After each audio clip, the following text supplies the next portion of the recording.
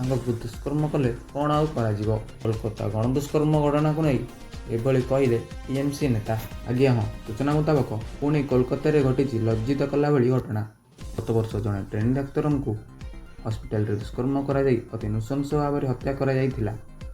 ଏମିତି ନ୍ୟୁଜ୍ ଜାଣିବାକୁ ହେଲେ ଆମ ଚ୍ୟାନେଲକୁ ଲାଇକ୍, ସେୟାର, ସବସ୍କ୍ରାଇବ୍ କରିଦିଅନ୍ତୁ ଆଉ ବେଲ୍ ନୋଟିଫିକେସନକୁ ଅନ୍ କରିଦିଅନ୍ତୁ, ଯେମିତି ଆମ ଚ୍ୟାନେଲ ଆପଣଙ୍କ ପାଖରେ ତୁରନ୍ତ ପହଞ୍ଚାଇ ପାରିବ। ଏହି ଘଟଣା ସାରା ଦେଶକୁ ସ୍ତବ୍ଧ କରିଦେଇଥିଲା।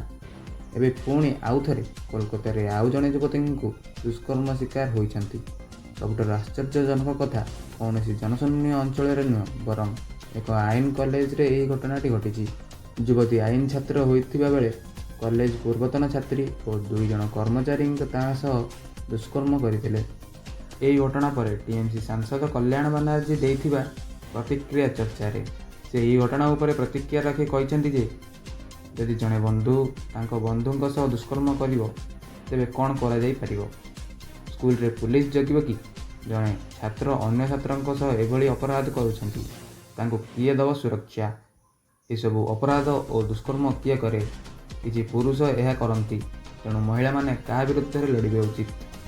ମହିଳାମାନେ ଏହି ବିକୃତ ମାନସିକତା ରଖିଥିବା ପୁରୁଷମାନଙ୍କ ବିରୁଦ୍ଧରେ ଲଢ଼ିବା ଉଚିତ। ସବୁ କୋଣରେ ଦୁଷ୍କର୍ମ ଭଳି ଅପରାଧ ଘଟୁଛି।